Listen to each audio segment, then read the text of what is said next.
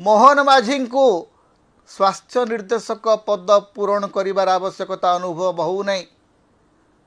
जेतेबेले कटक बड़ डाक्तरखाना रे आईसीयू रे निया लगी 13 जन लोक प्राण हरौचंती तार 72 घंटा पर मुख्यमंत्री मोहन चरण माझी 365 प्रकार तीयण तरकारी करी विश्व पखाल दिवस पालन करुचंती। 365 प्रकार तरकारी तारी भितरे पाखापाखि 70 अधिक आमिष तरकारी।